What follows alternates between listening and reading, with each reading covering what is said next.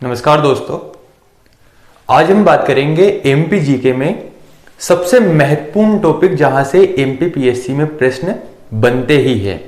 बात करेंगे मध्य प्रदेश के भूगोल के बारे में और इस एक वीडियो में हम कंप्लीट मध्य प्रदेश के भूगोल यानी मध्य प्रदेश के पठारों का अध्ययन करेंगे।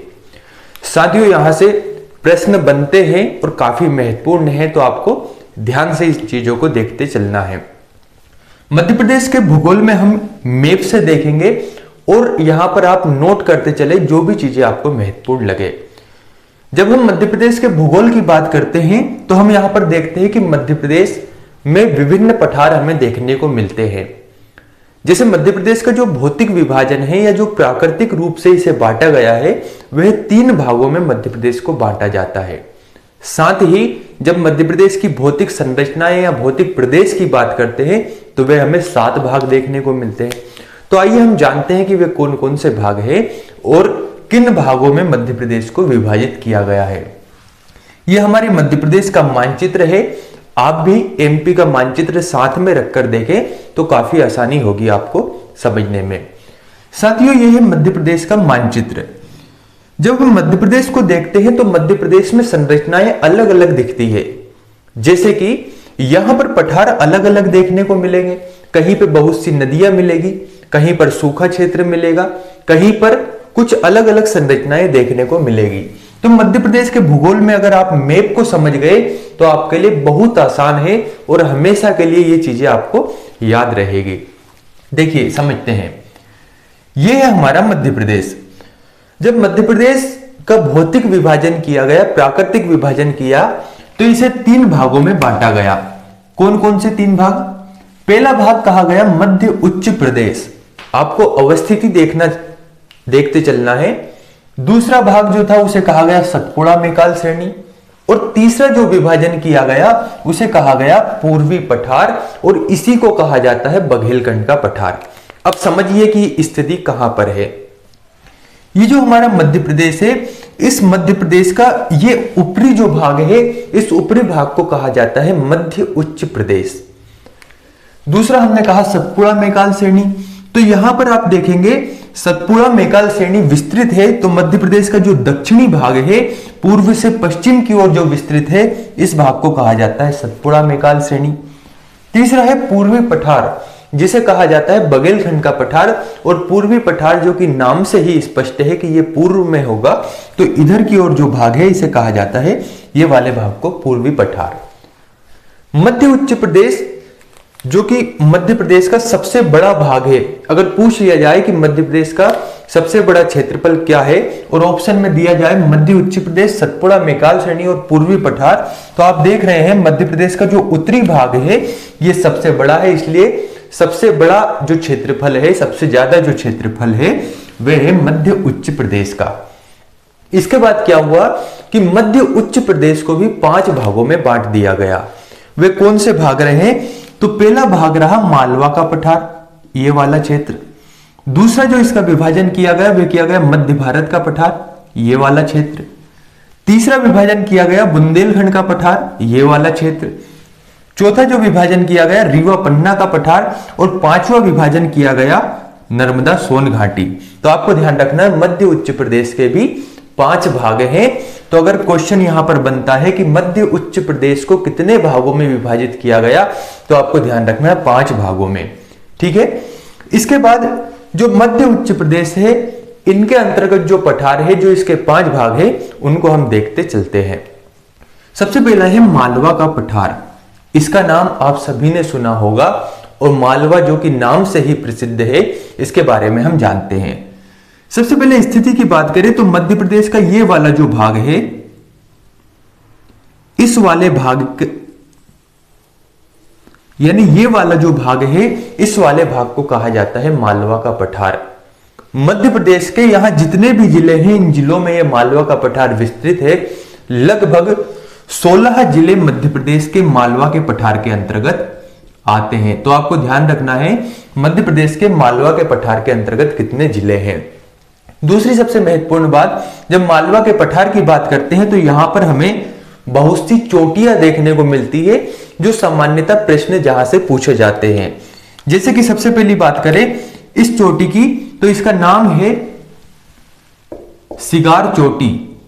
ये आप नोट डाउन करते जाएं। और इसका प्रश्न क्या बनता है कि मालवा के पठार की चोटी कौन कौन सी है, तो आपको ध्यान रखना है सिगार चोटी। दूसरी चोटी है यहां पर जाना पाव। तीसरी जो इसकी प्रमुख चोटी है वह है धजारी चोटी। तो अगर प्रश्न बनता है कि मालवा के पठार में कौन कौन सी चोटियां स्थित है, तो आपको ध्यान रखना है सिगार चोटी, जाना पाव चोटी, धजारी चोटी। अब ऑप्शन में मान लीजिए दे दिया गया कि धूपगढ़ भी क्या इसी में स्थित है, तो आपको ध्यान रखना है कि यह मालवा के पठार में है, जबकि धूपगढ़ अन्य दूसरे पठार में स्थित है। तो साथियों मालवा के पठार में सिगार, जाना पाव और धजारी चोटी स्थित है। कभी कभी इनसे पूछ लिया जाता है कि इनकी ऊंचाई कितनी है, तो ध्यान रखना है सिगार चोटी की ऊंचाई है 881 मीटर। जाना पाव पहाड़ी जो है, यह जाना पाव जो चोटी है इसकी ऊंचाई है 854 मीटर। और जो धजारी चोटी है इसकी ऊंचाई है 810 मीटर। यह महत्वपूर्ण बातें हैं जो आपको ध्यान रखना है कि मालवा के पठार 16 जिलों में विस्तृत है, 16 जिलों में फैला हुआ है, जिसकी सबसे ऊंची चोटी सिगार है जिसकी ऊंचाई 881 मीटर है। दूसरी चोटी जाना पाव है। इसी जाना पाव चोटी से चंबल नदी का उद्गम होता है जिसकी ऊंचाई 854 मीटर है। तीसरी चोटी है धजारी जिसकी ऊंचाई है 810 मीटर। साथियों मालवा के पठार में बहुत सी नदियां प्रवाहित होती है। जैसे अगर हम बात करें चंबल नदी की ही, तो चंबल नदी जाना पाव पहाड़ी से कुछ इस प्रकार निकलती है, तो चंबल नदी मालवा के पठार में विस्तृत होती है। जैसे बात करें क्षिप्रा नदी की, तो यह भी मालवा के पठार से निकलती है और चंबल नदी में मिल जाती है। बात करें पार्वती नदी की, तो यह भी सीहोर जिले से निकलती है और राजस्थान में जाकर चंबल नदी में मिल जाती है। इस प्रकार से मालवा के पठार में बहुत सी नदियां प्रवाहित होती है, जैसे कि पार्वती, चंबल, इसके अलावा क्षिप्रा, काली सिंध, ये सभी नदियां मालवा के पठार में प्रवाहित होती है। प्रश्न क्या बन सकता है कि इनमें से कौन सी नदी मालवा के पठार में कह सकते हैं मालवा के पठार से निकलती है या प्रवाहित होती है, या कौन सी नदी मालवा के पठार में प्रवाहित नहीं होती है। तो आपको ध्यान रखना है चंबल, क्षिप्रा, पार्वती, काली सिंध, ये सभी नदियां यहां पर प्रवाहित होती है। मालवा के पठार की बात करें तो मालवा का जो पठार है आप देख पा रहे होंगे, यहां पर नर्मदा सोन घाटी है और यहीं पर नर्मदा नदी प्रवाहित होती है। तो नर्मदा नदी मालवा के पठार की दक्षिणी सीमा बनाती है। यह भी सामान्य सा प्रश्न पूछ लिया जाता है।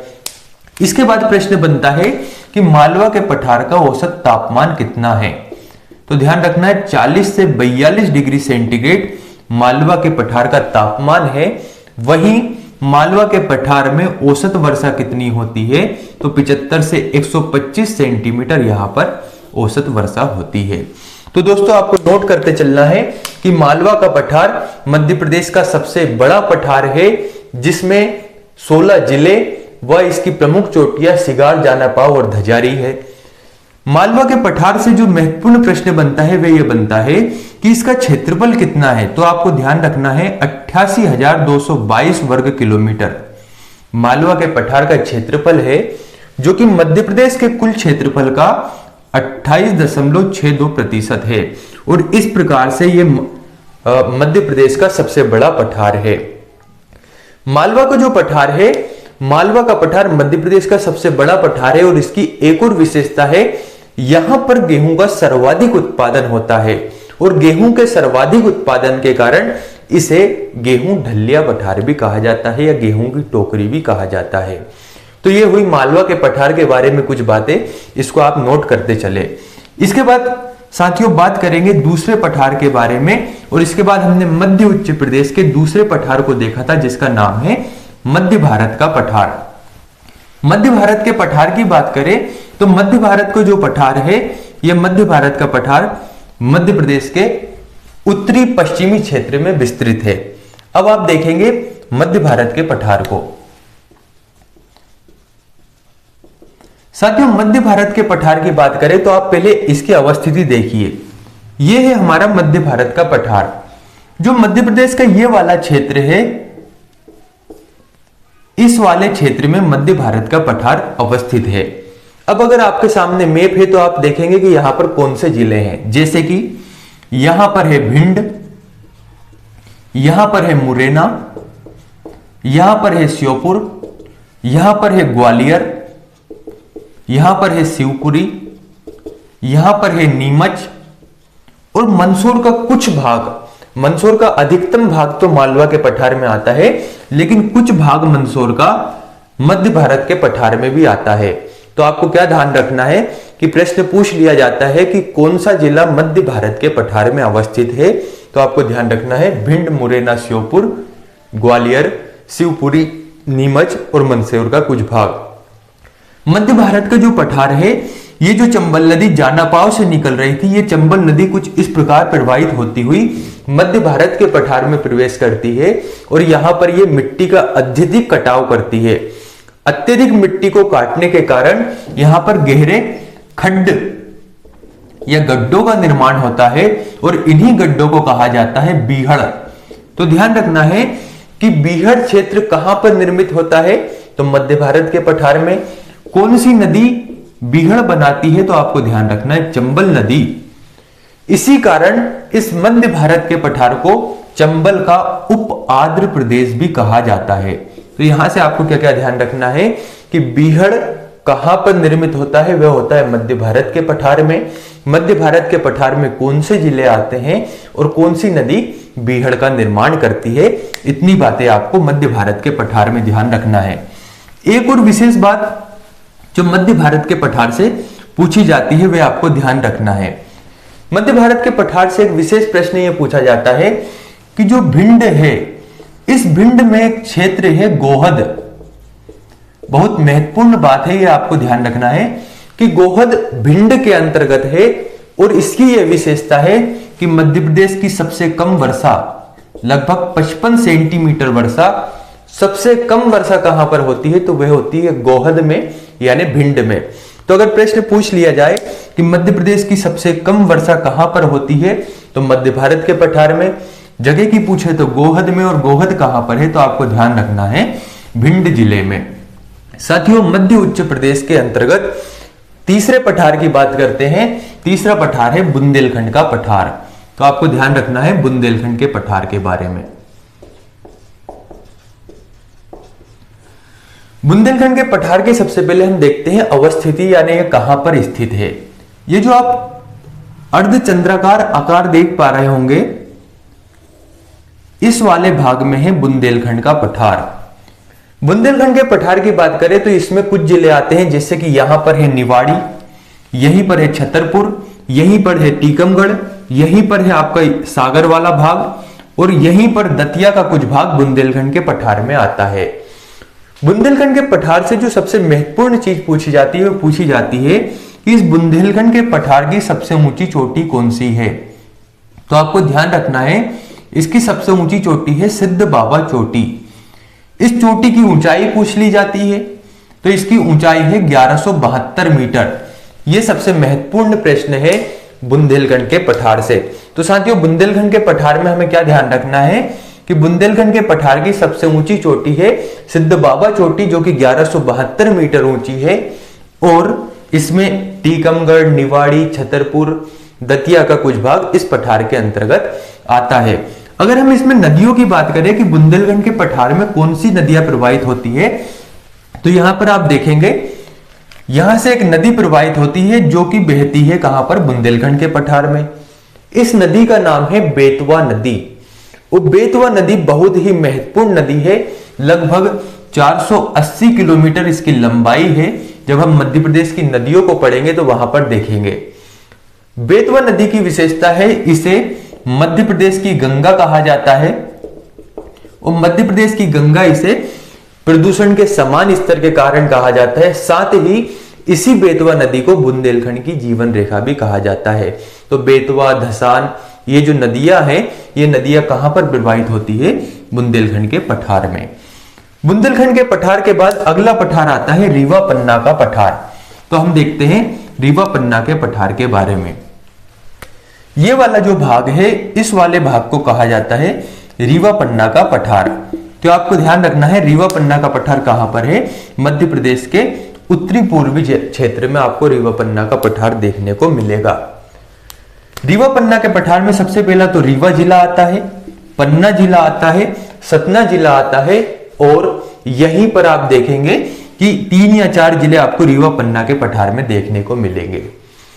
रीवा पन्ना के पठार में टोंस, इसके अलावा केन, बीहड़, ये नदियां प्रवाहित होती है और इसी पठार में मध्य प्रदेश का सबसे ऊंचा झरना यहां पर बनता है। साथियों, अगर हम बात करें रीवा पन्ना के पठार की, तो रीवा पन्ना के पठार में एक चोटी है जिसका नाम है कालूमार, इसी को कहते हैं गुडविल, इसी को कहते हैं कालुम्बे शिखर। ये सभी एक ही चोटी का नाम है और यह मध्य प्रदेश के दमोह जिले में स्थित है जिसकी ऊंचाई है 752 मीटर। प्रश्न क्या बनता है कि रीवा पन्ना के पठार की सबसे ऊंची चोटी कौन सी है, तो आपको ध्यान रखना है कालूमार चोटी या गुडविल चोटी या कालुम्बे, कुछ भी नाम आ सकता है। ये रीवा पन्ना के पठार की सबसे ऊंची चोटी है जिसकी ऊंचाई है 752 मीटर। ठीक है दोस्तों, तो ये होता है रीवा पन्ना का पठार। इसके बारे में एक और आपको विशेषता ध्यान रखनी है, कर्क रेखा का आपने नाम सुना होगा, उसको हम पढ़ेंगे। कर्क रेखा कुछ इस प्रकार से निकलती है और कर्क रेखा रीवा पन्ना के पठार के दक्षिण में या कर्क रेखा के उत्तर में रीवा पन्ना का पठार अवस्थित है, यह आपको ध्यान रखना है। तो मध्य उच्च प्रदेश के 4 पठार, मालवा का पठार, मध्य भारत का पठार, बुंदेलखंड का पठार और रीवा पन्ना का पठार कंप्लीट हुआ। इसके बाद आते हैं मध्य उच्च प्रदेश का अंतिम पठार नर्मदा सोन घाटी। नर्मदा सोन घाटी की जो सबसे महत्वपूर्ण बात है, इसे आपको ध्यान रखना है और यही प्रश्न बनता है।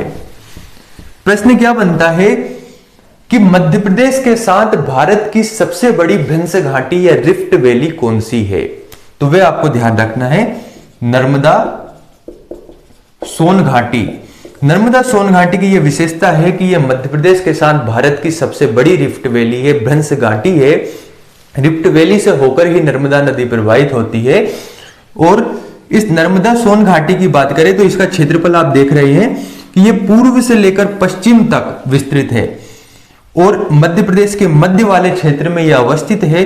नर्मदा सोन घाटी में बहुत से जिले आते हैं, जैसे कि यहां पर है नरसिंहपुर, यहीं पर जबलपुर, रायसेन, विदिशा, अलीराजपुर, झाबुआ, मंडला, ये सभी जो क्षेत्र आते हैं ये आते हैं नर्मदा सोन घाटी में।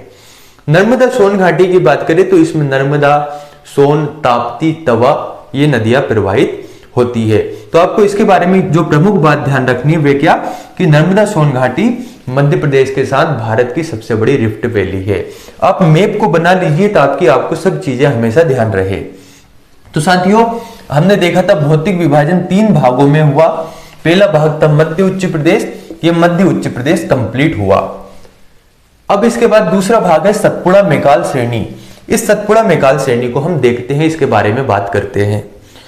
सतपुड़ा मैकाल श्रेणी की बात करें तो मध्य प्रदेश का ये जो दक्षिण वाला भाग है, इस वाले भाग को कहा जाता है सतपुड़ा मैकाल श्रेणी। ठीक है, ये वाला भाग कहलाता है सतपुड़ा मैकाल श्रेणी। सतपुड़ा जो मैकाल श्रेणी है, इस सतपुड़ा मैकाल श्रेणी को 3 भागों में बांटा जाता है। पश्चिमी सतपुड़ा जो कि इधर वाला भाग है, पूर्वी सतपुड़ा इसके मध्य वाला जो इधर भाग है, और मैकाल श्रेणी जो ये वाला भाग है इसे कहा जाता है मैकाल श्रेणी।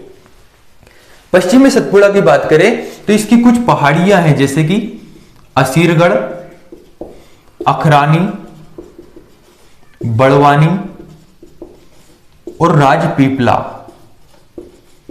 ये सभी है पश्चिमी सतपुड़ा का भाग। यानी कि यहां से शुरू होती है तो इधर की ओर जो पहाड़ियां हैं, सबसे पहले इधर राजपीपला और यहां पर है असीरगढ़।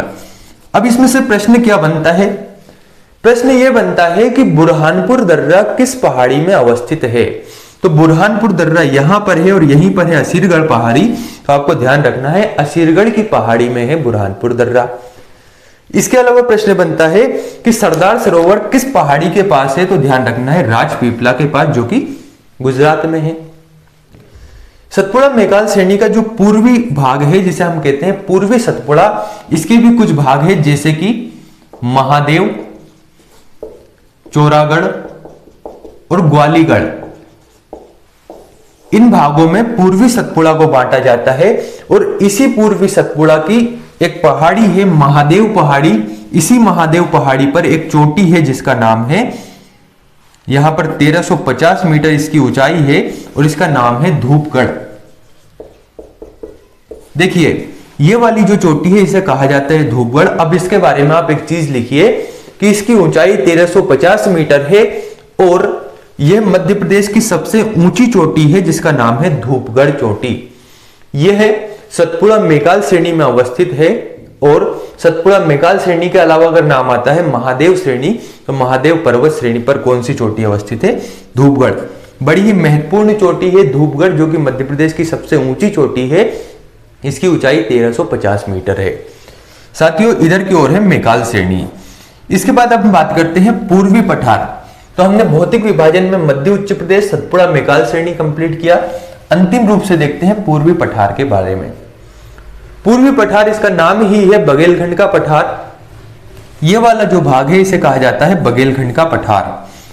बघेलखंड के पठार की बात करें तो इसमें हम देखेंगे अनूपपुर, शहडोल, उमरिया, इसके अलावा सीधी, सतना, ये जो जिले हैं ये जिले आते हैं पूर्वी पठार या बघेलखंड के पठार। तो साथियों मध्य प्रदेश का भूगोल यहां पर कंप्लीट होता है। अब हम बात करते हैं कि इससे कौन कौन से प्रश्न बन सकते हैं। तो आप इसे नोट डाउन करते चले और यहां से क्या प्रश्न बन सकते हैं उन प्रश्नों के बारे में बात करेंगे। सबसे पहले हमने क्या देखा कि मध्य प्रदेश का जो भौतिक विभाजन है वह 3 भागों में किया गया, मध्य उच्च प्रदेश, सतपुड़ा मेकाल श्रेणी और पूर्वी पठार। दूसरी बात हमने देखी कि मध्य प्रदेश का जो मालवा का पठार था यह सबसे बड़ा पठार है। इसकी जो क्षेत्रफल है 88,222 वर्ग किलोमीटर है। एक और प्रश्न बन सकता है कि मध्य प्रदेश का सबसे छोटा पठार कौन सा है, तो वे ध्यान रखना है वह है बघेलखंड का पठार। पूर्वी पठार सबसे छोटा पठार है। तो यहां से अब प्रश्न क्या बनते हैं? प्रश्न यह बन सकता है कि मालवा के पठार की कौन कौन सी चोटियां हैं। तो आपको ध्यान रखना है कि जैसे सिगार, जानापाव, धजारी।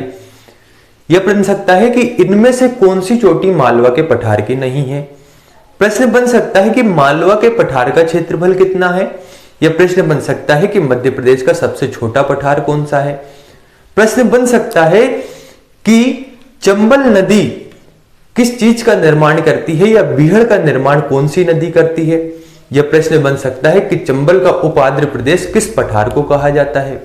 प्रश्न बन सकता है शिवपुरी, ग्वालियर, शिवपुरी, ग्वालियर, भिंड, मुरैना ये जिले किस पठार में अवस्थित है।